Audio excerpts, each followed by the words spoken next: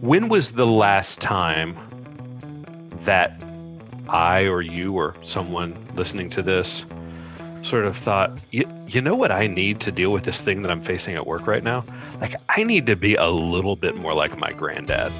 Because the way he, or, someone even further back in the past. No, it's always, I'm a lifelong learner. I don't look back, I look forward. What does the current science say? What's the most recent information? Well, hello and welcome again to Why Are We Talking About Rabbits? That's this show where we try to figure out how to talk about heavy things lightly. Rabbits are light things. They're things that reproduce. Today, we talk to Andrew Martin about the religious impulse in the American workplace, among other things. Can't wait. This guy knows his stuff. Welcome to WAWTAR. How you doing, Andrew? What's up? Man, if I were any better, I might be twins, brother. No, I'm doing good. Just drinking some tea, hanging out with you. I love it. Thanks for coming on. You and I have been chatting over the course of our lives together since I moved up here. Yep. Off and on. You're a pro. You're in the professional environment. Some people, including my wife, think maybe I'm less than a pro sometimes. I run a nonprofit, but it's pro stuff on some level.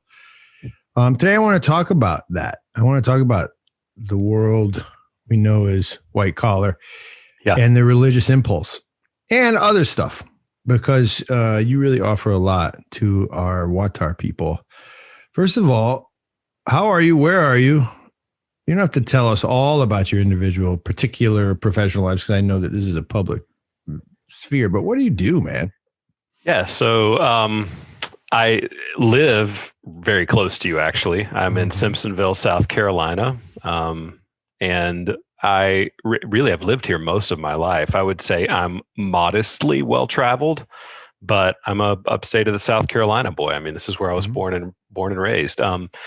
My vocation, somehow I stumbled into this 20 years ago, but I am in the corporate training space, which is usually some sort of subset of the HR organization, right? So, I'm not one of those guys who's had 40 jobs in 20 years. I've really worked for two large organizations in the Fortune 500 space, but I'm also pretty well networked through training and learning and leadership development with a lot of other organizations. And I'm engaged in sort of executive coaching, individual development plans, basically like most of your listeners who have a job that's not at like a small business, but is for some sort of big corporation. I do what, like, when they have to go through training, that's me. So you're using a certain language. It's curated by your company to bring people into a culture.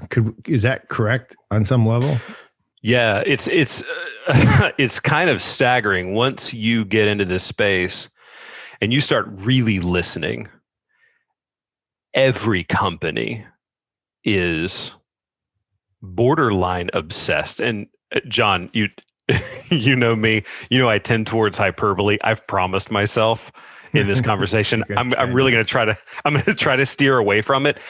So when I say obsessed, I mean obsessed. Like, there are people in a room spending hours, weeks, months trying to figure out, like, what's our company culture?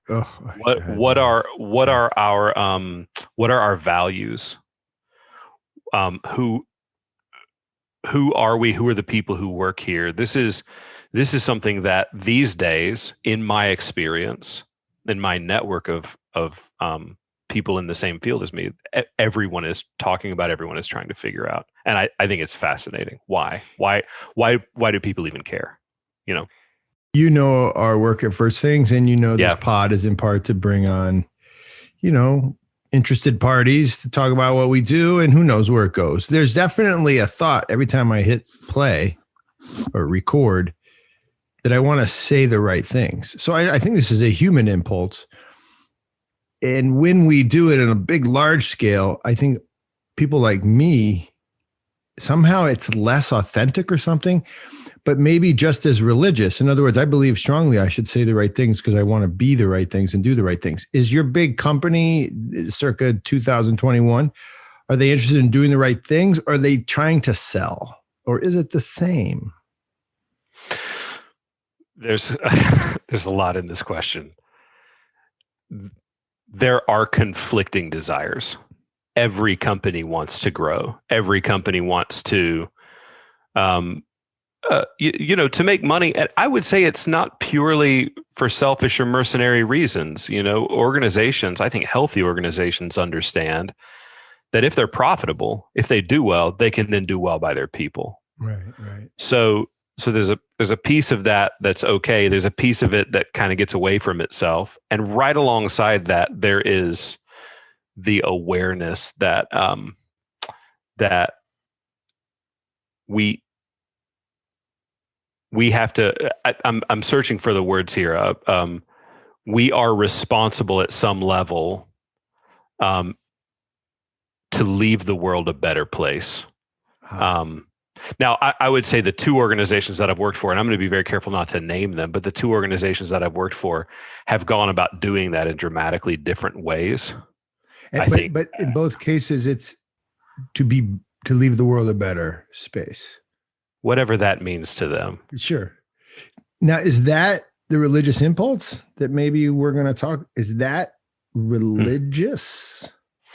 So I'm going to give a disclaimer up front and say, all of my experience is purely, I would call it anecdotal and subjective. This is me interpreting the world as I've experienced it, okay? So I don't have a degree in this. I work with a lot of people who have degrees in this. I don't have a degree in this. So you'll hear a lot about, certain models from the last 60, 70 years. One of them that you'll hear referenced all the time is Maslow's hierarchy of needs. Where we're talking about the religious impulse, but let's kind of scale that back a little bit and talk about more basic impulses, right? One of, if you found yourself sort of stranded on a desert island, there are things that you would take care of first. Food, shelter, clothing. Like, how do we protect ourselves from the elements? How do we make sure we get the calories that we need? Beyond that, there are, and I'll miss some of these, but there's the safety need, the social need. And as you ascend up this pyramid, you kind of move towards the idea of self-actualization. Mm-hmm. Maslow even revised his theory later in his life to include the notion of transcendence.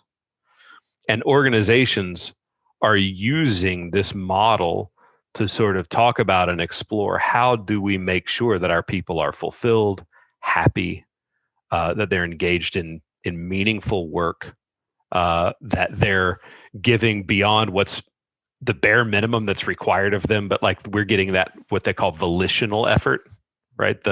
They choose to sort of go the extra mile. And you're asking the question about the religious impulse. I think that organizations are accidentally recognizing the religious impulse by allowing space. And I don't actually agree with all of Maslow's theories and his models, but this notion of beyond self-actualization, transcendence, which is doing good for the other, not just for yourself, that there's something larger outside of you. And I think it's inevitable. I think it's inevitable that organizations would begin to ask these kinds of questions, and that they would have to acknowledge these kinds of needs within people. Are they doing Edward Bernays, maybe the first American marketeer, turn of the century? He was a cousin of Freud. I recommend a show called Century of Self to learn more about him. He gets into this. Well, he doesn't get into it. He invents the notion that a company needs to speak to that self-actualization. That is actually the goal of any good company, is to get people to buy things because it is them that they are forming, not because they need a knife to cut meat. They have to become a part of the knife. And I think that's what we're here to talk about, this religious impulse. So Bernays, he's really open about it. He says this is a psychological thing that we need to master so that our customers unknowingly do what we want.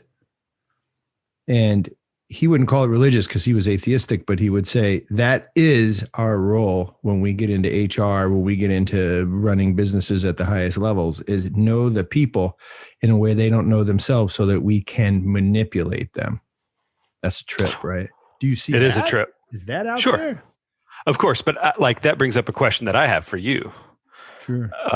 So in first things, my understanding is that no small number of people have sort of jumped on board and followed you guys through what you're doing because the organizations that they worked for weren't scratching that itch. So what's going on there? That's really good. Yeah, they get on board to be self-actualized and then sent some crazy neighborhood. And then you're right. You're right. It is presumptuous to think that maybe you can get outside of that and just be a product person. Maybe that is what all organisms do, including the organization of a. That's right.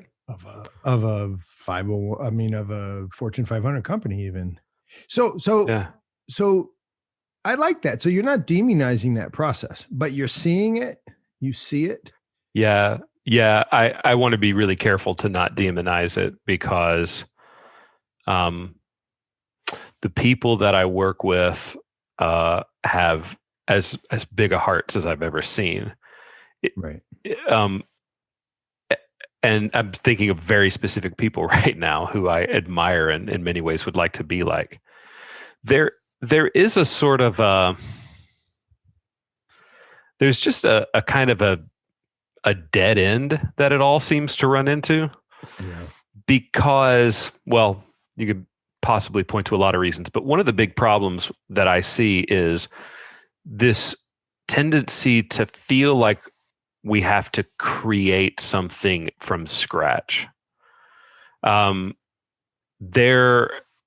than having the wealth of an ancient culture or a deep tradition to sort of extend into new areas of work, they don't have any tradition, you know.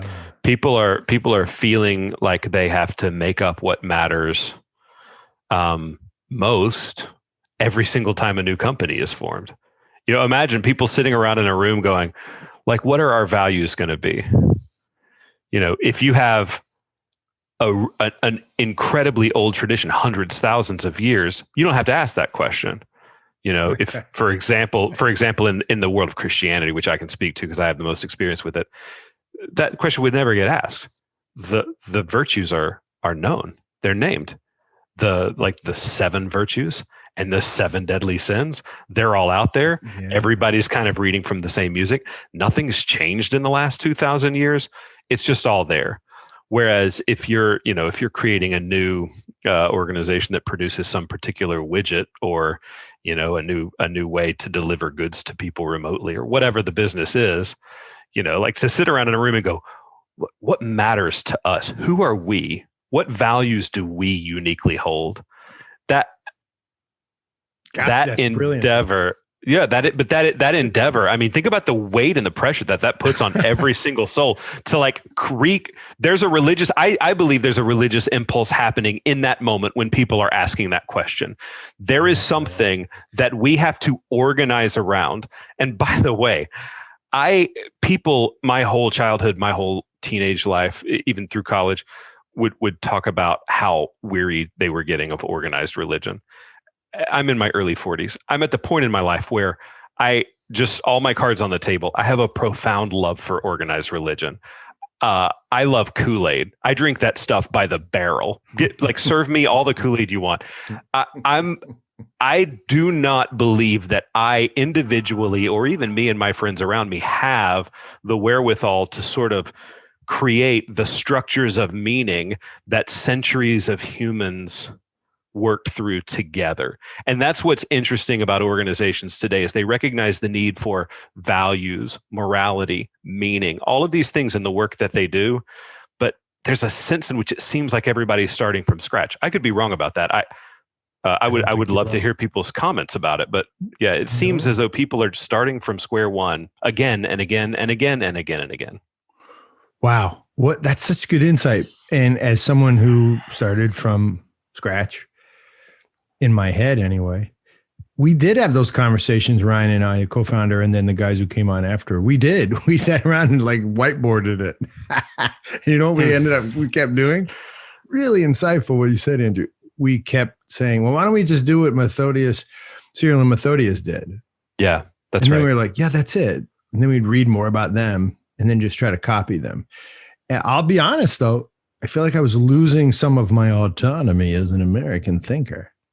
Like I did feel like I was giving something away for a while, but then the embrace ended up being the answer. This is a real struggle. Yeah. To know the self fully, to acknowledge the self fully, while at the same time sort of giving the self over to something higher and larger. I haven't found my way through all of that. Do businesses as this guy who knows the inside? Do businesses do this? Are they aware? Maybe some do. It's interesting. When you first asked me that question, I don't think I'm answering the question that you asked. When you first asked me that question, you know what I saw? I saw like, in the deep South.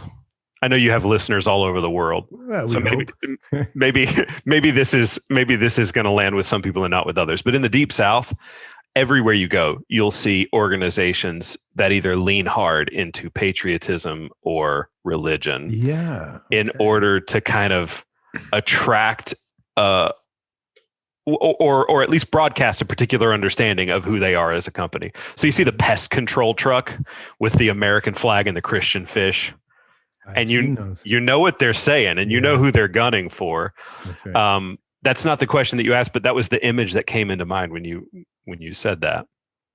And on this show, I know you listen, so I'm really thankful too. But the lig is the key word there, the ligament, the thing that holds your worldview together. Whether or not you are religious, I think you're going to act religious. You may say to yourself, "I'm not," but I would argue the history of humankind tells us you will act as if you have a religion. So, absolutely, if that's even a little true, then are there certain types of ligs? Maybe the one we share, the Orthodox Christian one, or maybe not, that are meant to be private.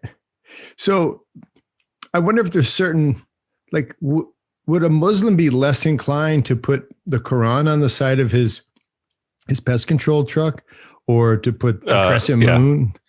Because I'm not doing that. That's like holy stuff. I'm not putting that on the side. Is that a Protestant thing in this? I think it might be, because I would have to, can you fund me a quick trip to Russia so that I can actually do some field research? What I want to know is, in Russia, does the pest control truck have like a little St. Andrew's cross on it? So this is really interesting. No. And here's the reason why is everybody kind of knows it already. Like the culture's so intertwined. Russia's so intertwined with its orthodoxy. So it'd be kind of like weird. So you're also here on this podcast, you're talking old world, new world, right? Yeah. So it seems as though the old world does not see its religious symbols as something that can be conflated with commerce or business. They're different things. And so in the States, actually, the Fortune 500 company who on June the 1st is broadcasting their alignment with Gay Pride Month and saying, Happy Pride Month, employees, like, these are our values. This is important to us. Tolerance, acceptance, inclusion, and all of this is really no different than the pest control truck with the Christian fish. Everybody sees their moral stance as something that can be sort of fronted as a platform or a proof, of why you should support us. It's a sales pitch. That's it.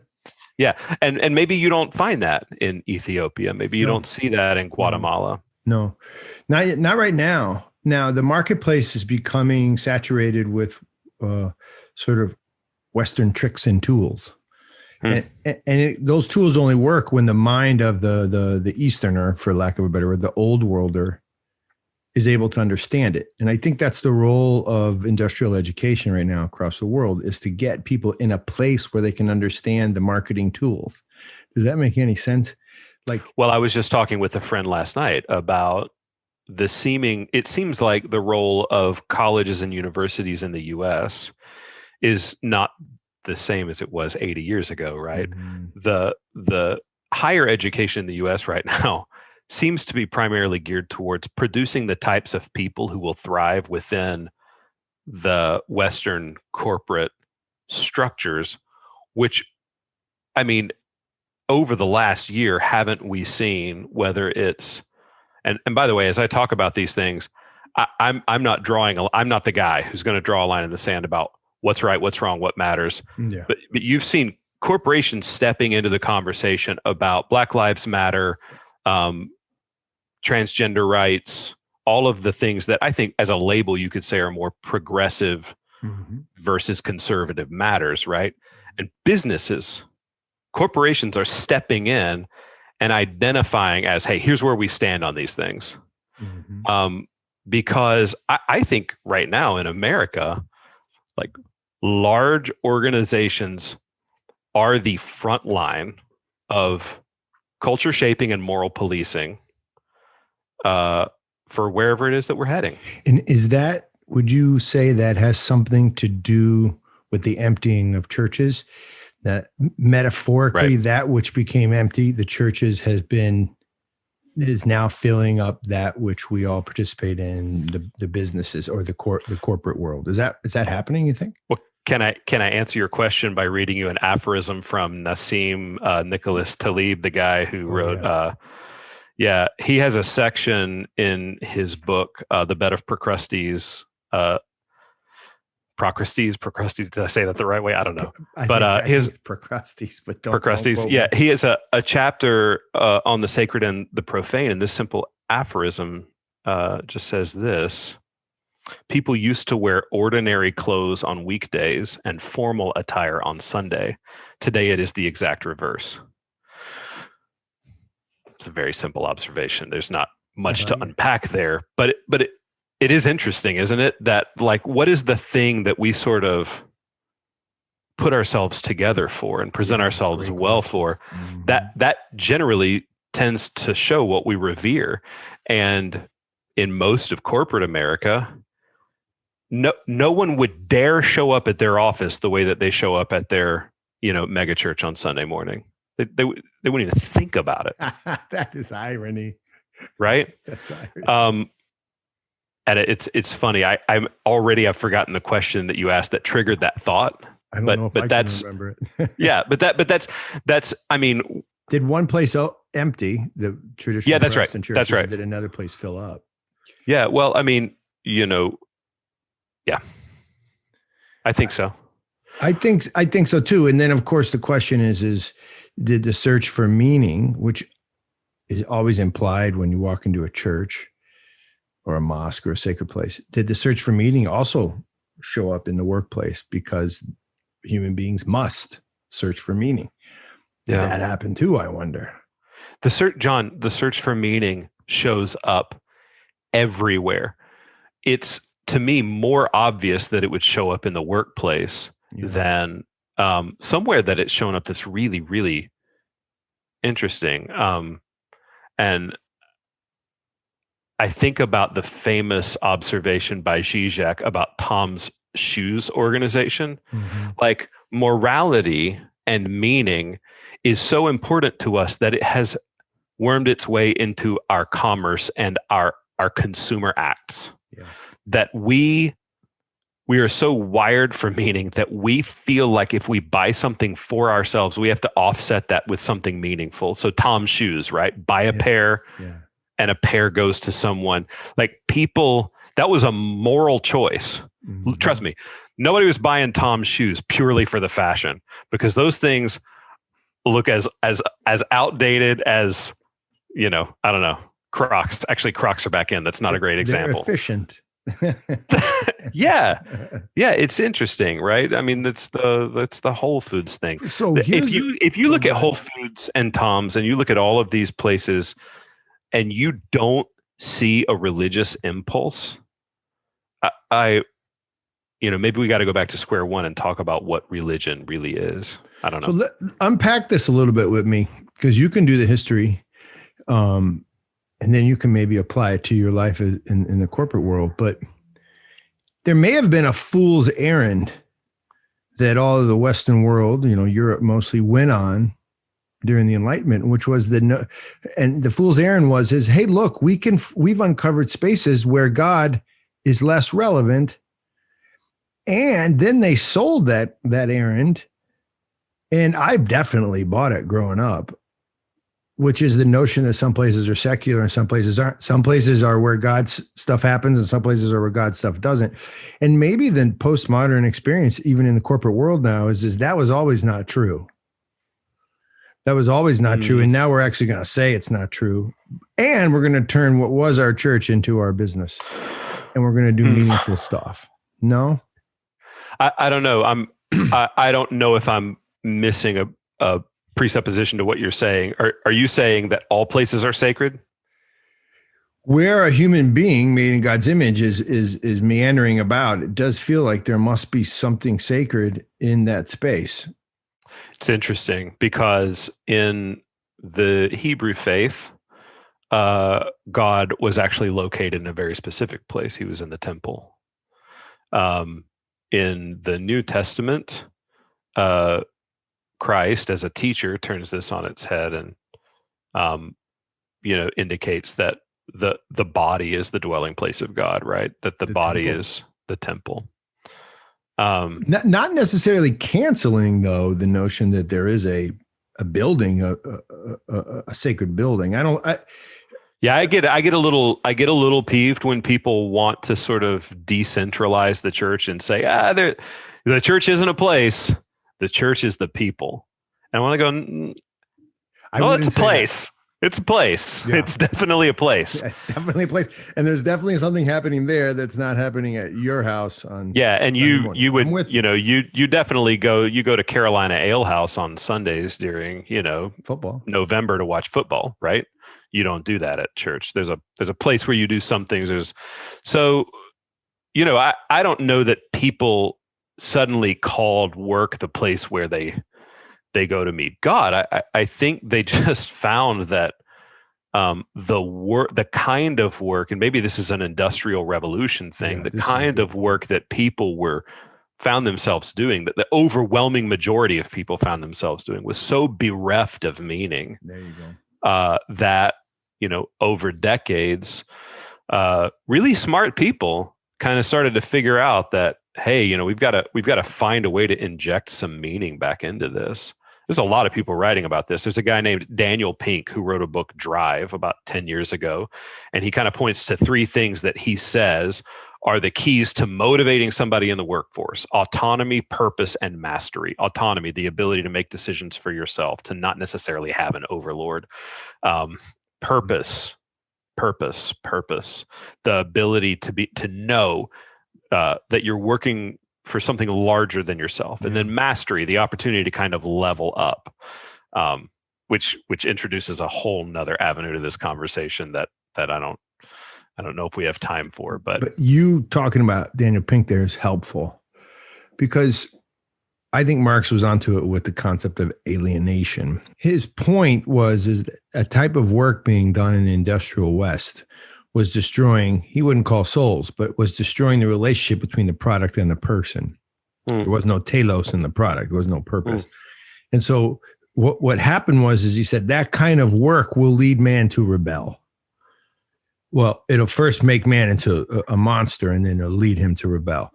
And so what might have happened, and I like the way you just described it, is it's not so much that people wanted to move church into the business world. What they were really trying to do was find meaning because of the alienation that had happened over the last 2 centuries, because of the type of work that we created for ourselves out of the Enlightenment, which was this industrial version of living, at the workplace. Possible? Well, possible. I want to give your listeners something to think about here. Ask yourself, if you're within the sound of my voice, when was the last time that you heard someone within your workspace refer to themselves as a lifelong learner? Oh, Lord. You hear, this is such a great phrase, like such a common phrase, not great phrase, such a common phrase. It's actually, people will, in their bios on LinkedIn, This is one of the leading ways that people describe themselves today. I'm a lifelong learner. They say it with pride. What's interesting about this notion of being a lifelong learner, well, there are layers to it. For one thing, it sort of introduces the idea that the truth or goodness or whatever is something that you'll never really attain to, which is a notion that's worth talking about. Can you attain to it? Is it something that you can achieve? But beyond that, I think it actually positions this never-ending revolution. This has come up on your podcast before when you talk about American history, but like whether it's Protestantism in the West or the American experiment, this never-ending revolution that's happening. Right. When people value the notion of being a lifelong learner, they make themselves unwitting subjects to the never-ending whims of science, right? Of information, of whatever it is that we discover. And I want to be clear, like, I hope that it doesn't come across as though I'm poking fun at that. I just think that's something to be fairly worried about. Like, when was the last time that I or you or someone listening to this sort of thought, you know what I need to deal with this thing that I'm facing at work right now? Like, I need to be a little bit more like my granddad. Because the way he, or, someone even further back in the past. No, it's always, I'm a lifelong learner. I don't look back. I look forward. What does the current science say? What's the most recent information? Yeah, I know that the most recent information is going to be different 2 years from now. That's part of how science works. That's okay. But we're underneath this never-ending, grinding, revolving wheel. I have to wonder what Marx would have thought of that. I think he would say you're describing exactly the problem with modernity, because see, one thing about Marx is he knew modernity. People throw him under the bus because a lot of his thinking leads to really bad systems. But his foundational observations weren't wrong. No, I think they're very right. Now, the next question is, what do you do? So right. I think the system that he creates tries to... This is where I think he's very religious. And I think all of this modern stuff going on in society right now, modern stuff here being all of the constant changing of the guard toward a more perfect understanding of race, a more perfect understanding of gender. All of this stuff is coming out of the notion is that the only way to be true is to learn more stuff, like you're saying. Just like the only way to be a true human is to get more information into your brain. And I see the old world differently, and I want to see if this shows up for you in the corporate world. The old world, and I'm not just talking about Christianity, they basically understood that there were probably 5 strains of information, 5 sort of touchstones, that if you understood those, they decoded all the other pieces of information that you might ever want to take into your brain. In other words, you didn't have to know all 450 million pieces. You only had to know the 5. And once you got the 5, then you could make sense of the 450 million. And I just feel like we're always searching for the 450 million. Like we're always in this mad rush to acquire more information when we really only need 5 bits. Or maybe there are a lot of the tradition the Orthodox tradition would say we need 3 bits, the Trinity or whatever. But are your experiences in the workplace, is this it? Just if we have more information, we can sell a better product. Is that what's happening? I'm not sure. I don't know. There's stuff in the water right now about simplifying, about scaling back. There are big thinkers in the learning and talent development and corporate human improvement project space who are saying we don't need more. What we need is less. The problem is less isn't ever less if it's dynamic, if it's not static.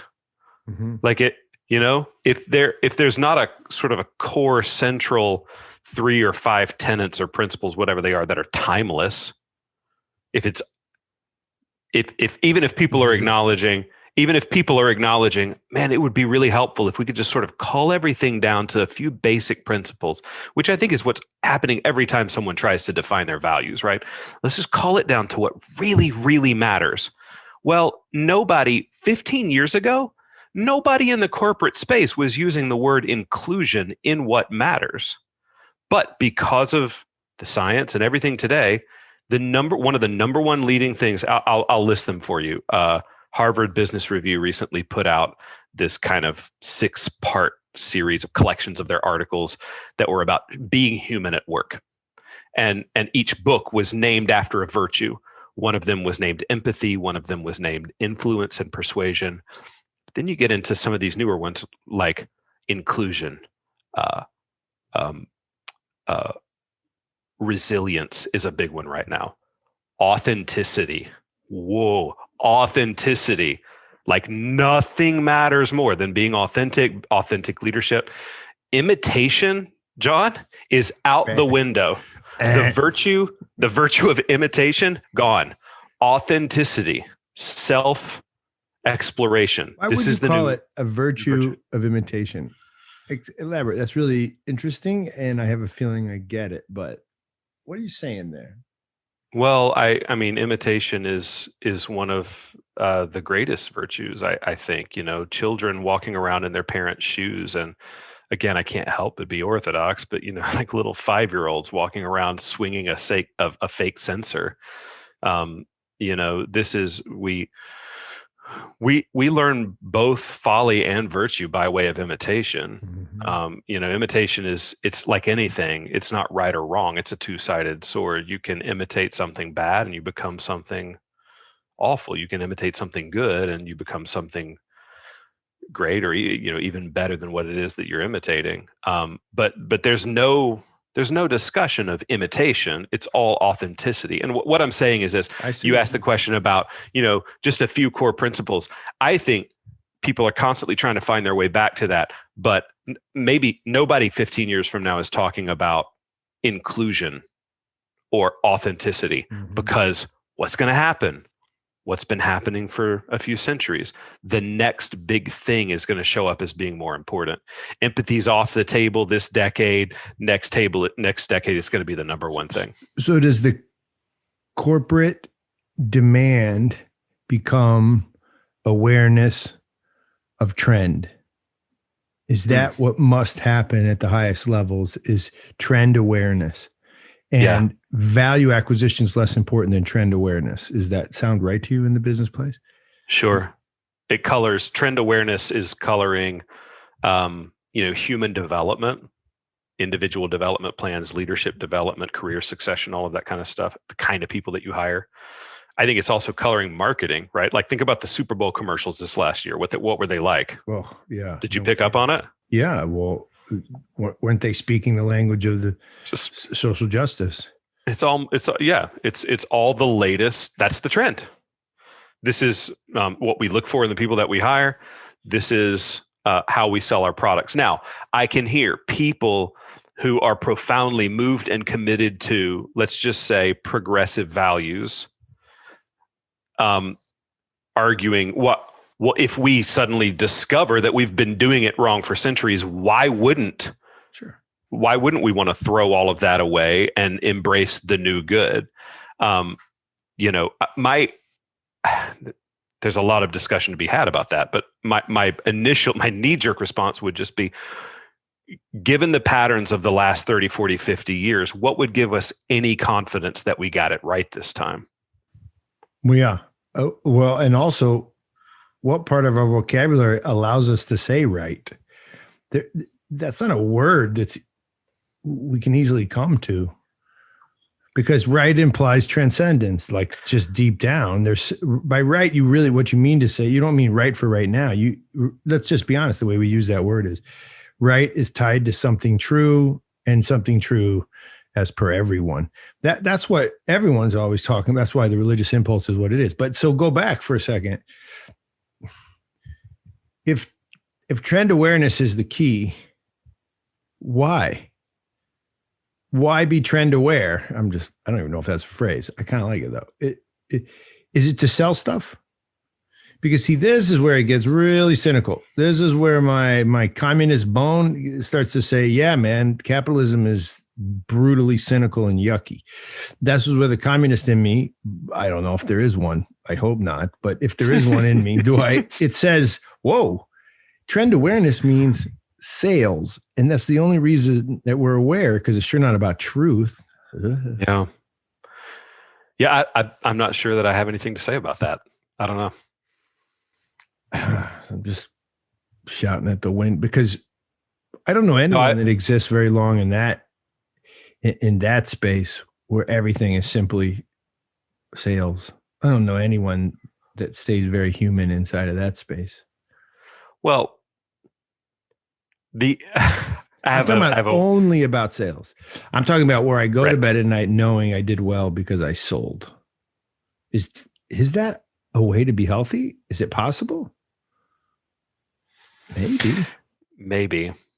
There's something weird going on here. Good. What's going on? Well, so virtue in an organization. That's what we're talking about, right? Did we get off the topic? We did.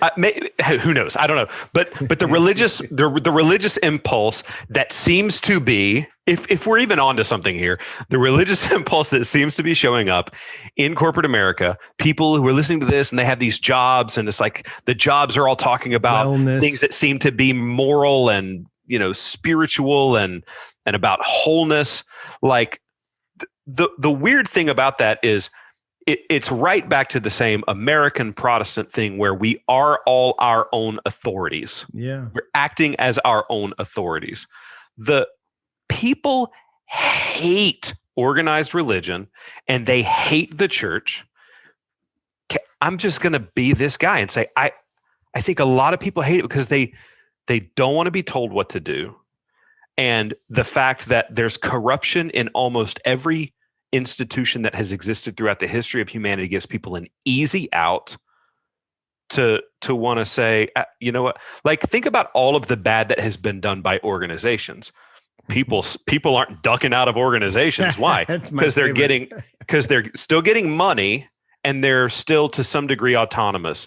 You don't like this organization, you don't like their values, you can ditch and go find one that ultimately aligns with you. But at the end of the day, you're still in the driver's seat. You're still the authority. You are the hierarch of your own life, the arbiter of your own truth. Yeah. And people have ditched and bailed on churches because it seems as though the structures that define those things, at least in the older world churches, they're not changing. And there is the process to become a priest and get to be one of the people who has a say in it is exhausting. So you know what? I'm just going to move on to the thing that I'm going to go to a company that I like. I'm going to go to a church that I like. I'm going to find somebody who aligns with who I am. And there's no submission. There's no hierarchy. There's no authority. Yeah. So what would you say to people who say, look, man, I grant you the religious impulse in people. I'll grant you a soul. I don't care. But the people have left the quote, institutionalized religion because the obedience asked for inside of those walls is a bad obedience. It's an obedience that people have learned to recognize as bad for them. It's not that they won't be obedient. It's just not to that, because that has proven to be hypocritical in nature. It's proven not to be salvific. Inside of those walls, I obey. And when I do, it goes badly for me. And so I left. Yeah. Man, when I hear stuff like that, I take a deep breath, a really deep one. I mean it, like all the way down to my belly, and I breathe it out. And I recognize that you, everyone, ultimately at some point has to be obedient to one thing. I hate to do the memento mori thing here, but we're all gonna die. And if there's anything to this religious impulse thing that we're talking about, it's going to shake out after that's over. And if we're not going through it now, we'll go through it after that if we're right.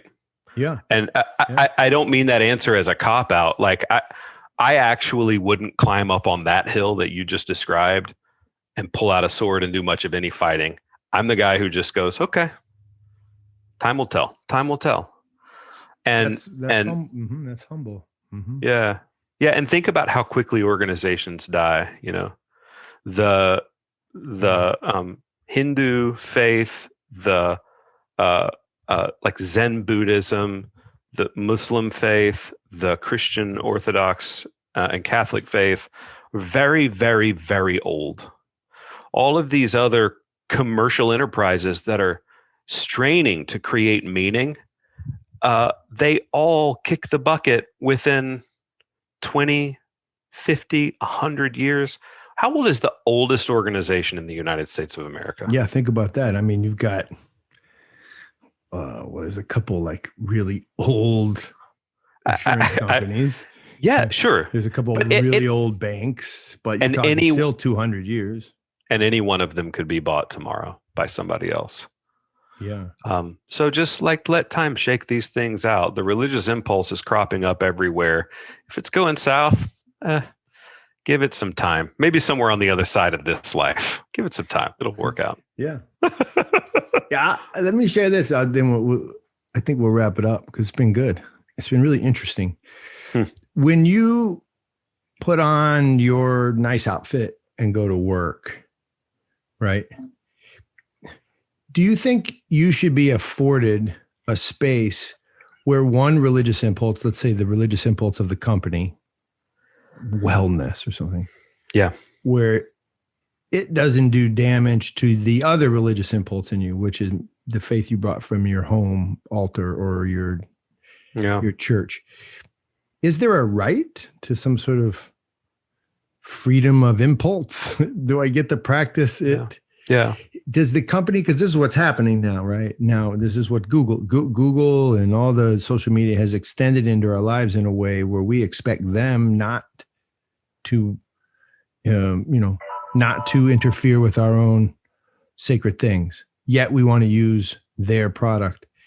How do you sort this out? Can we? Is it too big of a question? I mean, should you have the freedom to avoid the company's religious impulse if that's what they keep doing to you? Oh man, why do you ask this sprawling this question? Yeah, this question that you just asked is like an entire podcast, my brother. Well, let's come back to it. Give us 30 seconds. From your We'll come back to it. I like that. We'll come back to it. Well, why don't I can imagine that it sounds like I've actually poked at corporate America quite a bit during this conversation. So I would actually like to take your question and end with something that I'm thankful for. Do it. It has been my experience that there is more appreciation for and tolerance of my religious leanings and persuasions in the workplace than in this day and age than at any other time.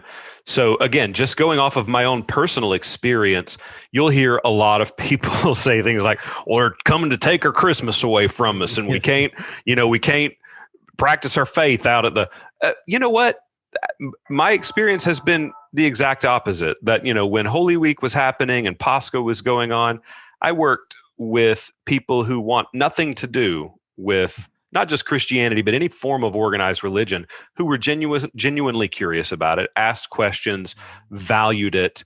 There are, I know in certain parts of the country, people who work on the front lines of the business that I'm in, who, stop I will say that it involves large moving vehicles, and they can stop their trucks at certain times of the day if they're Muslim and pray.